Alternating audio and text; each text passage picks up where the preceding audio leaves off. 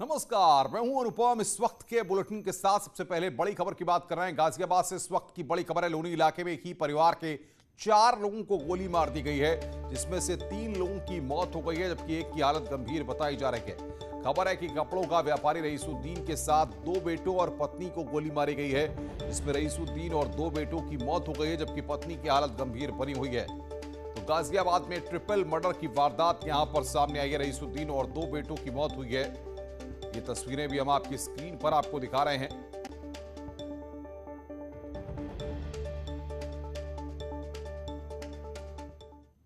एक परिवार में रात्रि में 4 सदस्यों को गोली लगने की सूचना प्राप्त हुई और जिसमें से अभी 3 लोगों की मृत्यु हो गई है और एक महिला घायल है जिनका उपचार चल रहा है।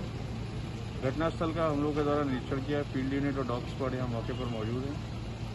घटना के कारणों की जानकारी की जा रही है। जो घायल हैं उनका इलाज सुनिश्चित कराया जा रहा है और हमारी थाना लोनी सर्कल की 3 टीमें इसमें अलग अलग पहलुओं पर इस समय वर्तमान में जांच कर रही हैं।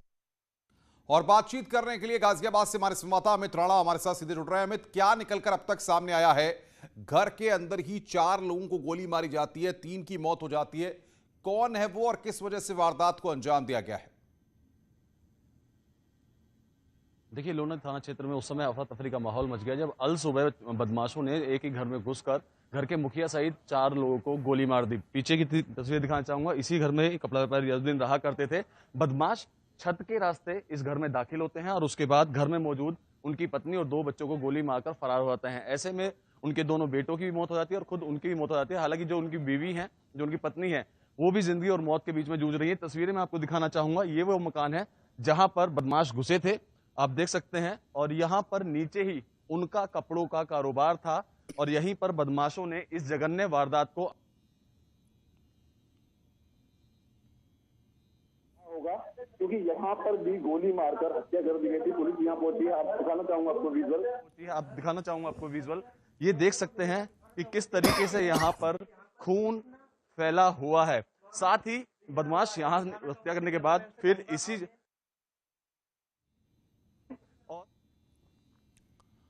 तो एक्सक्लूसिव तस्वीरें यहां पर अमित राणा दिखा रहे हैं उस घर की जहां पर यह वारदात हुई है। उन एक्सक्लूसिव फुटेज को हम आपको दिखा रहे हैं। जी अमित, बताइए। यहाँ पर फिर बदमाश आते हैं और देखिए, यहाँ जहां तक भी आपको नजर आएगी सिर्फ और सिर्फ खून ही खून बिखरा हुआ है। हालांकि पुलिस यहाँ पहुंची थी और यहाँ पर ये जो खून के चकते हैं, यहाँ पर मिट्टी डाल दी गई है, लेकिन यहीं पर इस जघन्य वारदात को अंजाम दिया गया, जिसमें कि एक ही परिवार के 3 लोगों की मौत हो गई। पुलिस जबकि किस एंगल पर इस पूरी घटना को देख रही है? क्या किसी परिचित ने वारदात को अंजाम दिया है या फिर लूट की घटना के लिए इस वारदात को अंजाम दिया गया है? क्या निकल रहा है? देखिए अनुपम, जिस तरीके से शुरुआती जांच में अभी तक घर से कोई चोरी की बात नहीं कही जा रही है, तो ऐसे में लग रहा है कहीं ना कहीं रंजिशन इस मामला को अंजाम दिया गया। कुछ लोग मेरे साथ हैं जो बताएंगे और जानेंगे। हाँ, दोनों अलमारी टूटी हुई है हमारी और उनमें से सामान भी नहीं है, सामान चला गया है दुकान। लूट के बिल्कुल, जी बिल्कुल, हमारे सामान गया हुआ है। हमारी दोनों अलमारियां खुली हुई है। जाना चाहूंगा। आसिफ मलिक है मेरा नाम, मेरे चाचा हैं। अलीमुद्दीन जो है मेरे चाचा है। तो इसमें हम दोनों अलमारियां, नीचे वाली भी ऊपर वाली भी, फोर्सली खुली हुई है। देख लो आप। यानी कि इस वारदात को अंजाम दिया गया है। हाँ, आप देखो, देख सकते हैं, बिल्कुल उनके भतीजे हैं। चलते हैं, उनके भी देखना चाहेंगे। यहाँ पर तस्वीरें अनुपम एक्सक्लूसिव आपको दिखाना चाहूंगा न्यूज 18 पर। ये वो कमरे हैं जो इस बात को बयान कर रहे हैं, जहां पर कह रहे हैं कि जो इनकी सेफ थी, ये देख सकते हैं यहाँ पर ये सेफ है और इस सेफ को भी यहाँ पर तोड़ा गया था। तो इनका कहना यह है कि जो हत्याकांड को अंजाम दिया गया है उसके पीछे की असल वजह लूट और डकैती है, क्योंकि जिस तरीके से डकैती है ये बिल्कुल बिल्कुल मैं जान सकता हूं, आपके दिल का दर्द जान सकता हूं। आप उनके बेटे हैं? आज उनके बेटा हूं मैं, अलीमुद्दीन नाम है मेरा। उस दौरान आप कहाँ थे भैया? आप कहाँ थे उस दौरान? मेरा घर बराबर में ही है। अच्छा। पहले मुझे फैड की आवाज आई, फिर मुझे मेरे बाप की आवाज आई अलीमुद्दीन, फिर मैं भगा भगा आया। हाँ, फिर वो जो नीचे आया, नीचे का ताला लगा हुआ था, समझिए, नीचे ताला लगा हुआ था, फिर ताला खोला गया। भैया, जिस तरीके से अंजाम दिया गया, लगता है कोई परिचित है जो जानता था घर के बारे में पूरी तरीके से? सर एक बात तो बताओ, ये मोहल्ला पुराना है, बगैर परिचित के कुछ न कुछ तो होगा। ये तो पुलिस करेगी ना अपना काम। मृतक के बेटे हैं, इनकी आंखें भर रही हैं और ये जिस तरीके से इनके अंदर गुस्सा भी है, वजह सिर्फ यही है कि लूट की वारदात, डकैती की वारदात को यहाँ अंजाम दिया गया, जिसके चलते ही जघन्य हत्याकांड को भी अंजाम दिया गया, जिसमें 3 लोगों की मौत हो चुकी है, जबकि उनकी वाइफ अभी भी जिंदगी और मौत के बीच जूझ रही है। इनका साफ तौर पे कहना यही है। इस पूरे घटनाक्रम में पुलिस के आला अधिकारियों से बात हुई, वहां पर कोई पुलिस के अधिकारी अगर मौजूद हो तो उनसे कुछ जान पाए आप, तो जरा जानने की कोशिश कीजिए। देखिए, जैसे ही घटनाक्रम को पता चलता है, मौके पर डीआईजी एसएसपी अमित पाठक पहुंचते हैं और उनका साफ तौर पे कहना यही था कि 4 लोगों को गोली मारी गई है, जिनमें से 3 लोगों की मौत हो गई है, जबकि एक जिंदगी और मौत के बीच में जूझ रही है।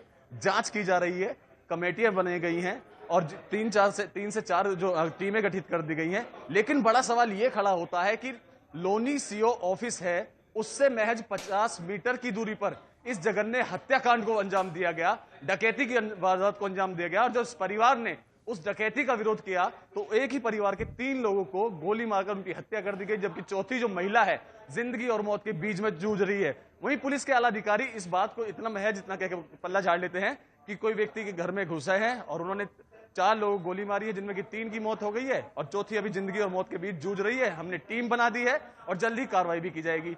लेकिन जो पीड़ित है वो रो रो कर चीख चीख कर बहुत बहुत शुक्रिया आपका बातचीत करने के लिए, अमित, हमारे साथ जुड़ने के लिए और तमाम अपडेट्स देने के लिए। मुरादाबाद से इस वक्त बड़ी खबर आ रही है, रफ्तार का कहर दिखा है। बस और पिकअप की टक्कर हुई है, हादसे में 5 लोगों की मौत हो गई है। यह आंकड़ा बढ़ गया है, कई यात्री वहां पर घायल हुए हैं। हादसे की सूचना पर पुलिस फिलहाल मौके पर पहुंची है। थाना पाकबड़ा इलाके के दिल्ली लखनऊ नेशनल हाईवे 9 की यह घटना है। 5 लोगों की अब मौत हो गई है, कई यात्री अभी भी घायल हैं। मुरादाबाद से खबर, पाकबड़ा थाना इलाके में यह हादसा हुआ है। ये तस्वीरें इस वक्त हम आपकी स्क्रीन पर आपको दिखा रहे हैं। रफ्तार का कहर देखने को मिला है, बस और पिकअप की टक्कर हुई है। हादसे में 2 लोगों की मौत हुई है। तो मुरादाबाद की ये तस्वीरें आपकी स्क्रीन पर, थाना पाकबड़ा इलाके में यह बड़ा हादसा आज हुआ है, बस और पिकअप की टक्कर। आगे बढ़ते हैं, खबर बाराबंकी से है। बाराबंकी के अमरसंडा गांव में लव जिहाद का मामला सामने आया है। आरोप है कि अब्दुल वहाब नाम का मुस्लिम युवक देशराज बनकर एक हिंदू परिवार की खेतीबाड़ी का काम देखता था, लेकिन अचानक देशराज एक दिन पीड़ित परिवार की लड़की को भगा ले गया। इसके बाद पीड़ित परिवार ने आरोप लगाया है कि आरोपी ने लड़की पर दबाव बनाकर धर्मांतरण कराया है। इस विवाद के सामने आने के बाद पीड़ित परिवार का आरोप है कि आरोपी लड़का और उसका परिवार जान से मारने की धमकी दे रहा है। पीड़ित परिवार के मुताबिक आरोपी पहले से शादीशुदा है और 5 साल का बच्चा भी है। इस मामले में पुलिस ने शिकायत दर्ज कर दोनों को हिरासत में लेकर जांच पड़ताल शुरू कर दी है। लड़की हमारा जो है वो जो है भगा ले हुआ है। का नाम है?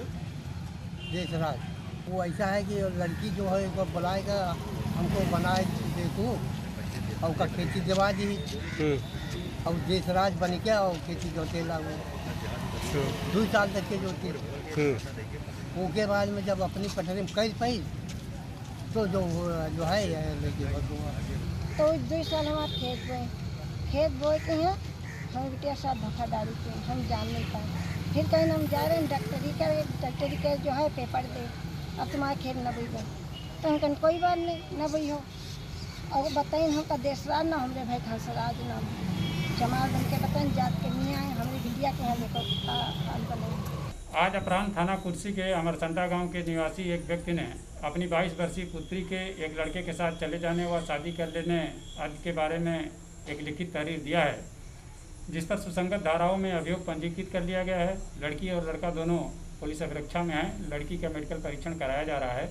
धारा 64 CRPC का कथन अंकित कराया जाएगा एवं अग्रिम विवेचनात्मक कार्यवाही निष्पक्ष एवं पारदर्शी ढंग से पूरी की जाएगी। मुजफ्फरनगर की खतौली में अमनदीप कौर ने धोखे से धर्म परिवर्तन कराने का आरोप लगाया है। पीड़िता का आरोप है कि उस्मान ने अपने भाई नदीम के साथ मिलकर पहले फर्जी कागजात बनवाए और फिर निकाह कर उसका यौन शोषण किया। साथ ही 3 लाख की FD तोड़वाकर 2 लाख रुपए उधार दिए। लेकिन विवाद तब बढ़ गया जब आरोपी उस्मान ने दूसरी लड़की से शादी कर ली और अमनदीप कौर ने विरोध किया तो आरोपी के भाई नदीम ने उसके साथ मारपीट की। इस मामले की शिकायत मिलने पर पुलिस ने आरोपी के खिलाफ केस दर्ज कर गिरफ्तार कर लिया है, जब उस्मान का भाई नदीम अब भी फरार है। इसकी पुलिस को तलाश है।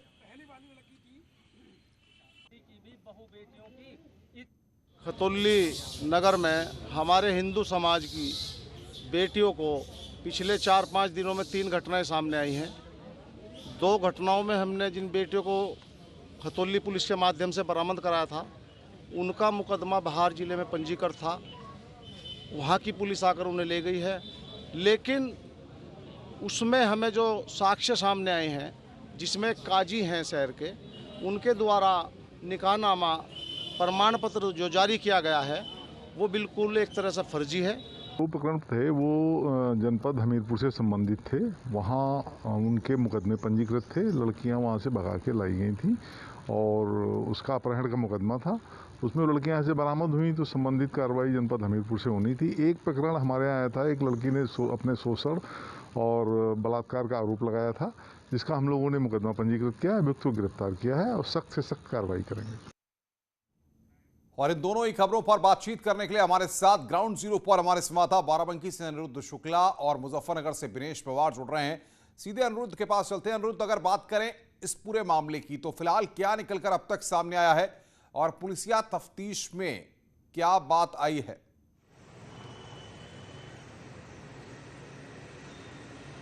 देखिए अनुपम, बताना चाहूँगा कि अभी तक की बात करी जाए तो इस पूरे प्रकरण में जो पीड़ित की तहरीर पर मुकदमा जो है वो पुलिस द्वारा, जो कुर्सी थाना क्षेत्र है उनके द्वारा पंजीकृत कर लिया गया है। 366, 506 और 376 धारा में मुकदमा जो है वो पंजीकृत किया गया है। तो अभी तक की कार्रवाई में पीड़ित की जो तहरीर थी उसमें पुलिस ने काम जरूर किया है और जो अब्दुल वहाब है उसको अरेस्ट कर लिया गया है। जो लड़की है, लड़की की का 164 के तहत बयान भी होगा। और सबसे बड़ी बात यहाँ पे अनुपम यह है कि 20 तारीख को, जैसा कि उसके जो पीड़िता जो लड़की है उसके पिता ने कहा कि 20 तारीख को उससे उसकी लड़की जो है वो गायब थी और 23 को पुलिस के ही द्वारा वो लड़की बरामद करी गई। तो 23 तारीख से लेकर के 27 तारीख तक क्यों नहीं पुलिस, जो लोकल पुलिस है उसके द्वारा उसी समय मुकदमा क्यों नहीं दर्ज किया गया? क्यों इतना दिन लगा? क्यों इतने दिन तक इस मामले? बिल्कुल, विनेश भी हमारे साथ है। विनेश, जिस तरीके से वहां पर मामला सामने आया है उसमें अब क्या कार्रवाई पुलिस ने की है और परिजन क्या कह रहे हैं? देखिए अनुपम जी, पूरा जो मुजफ्फरनगर में मामला सामने आया, ये दूसरा मामला। इससे पहले भी 3 दिन पहले मामला सामने आ चुका है, जिसमें एक युवती को प्रेम जाल में फंसाकर अन्य जनपद से पहले मुजफ्फरनगर लाया गया, फिर उसके बाद उसका धर्म परिवर्तन कराकर उससे निकाह कर लिया गया। इसके अलावा जो दूसरा मामला सामने आया है ये भी खतौली ही थाना क्षेत्र का मामला है, जिसमें एक युवती का धर्म परिवर्तन कराकर उसके साथ निकाह किया गया और बाकायदा मौलवी के द्वारा उसको प्रमाण पत्र भी जारी किया गया है। इसमें पुलिस ने मुकदमा दर्ज किया है 2 लोगों के खिलाफ, जबकि युवती की तहरीर पर यह मुकदमा दर्ज किया गया है और पुलिस ने एक युवक को गिरफ्तार भी कर लिया है, जिसे जेल भेज दिया है। बहुत बहुत शुक्रिया विनेश आपका, अनिरुद्ध आपका तमाम अपडेट समय देने के लिए। विनेश पवार और साथ ही साथ अनिरुद्ध शुक्ला हमें बाराबंकी और मुजफ्फरनगर से अपडेट दे रहे थे।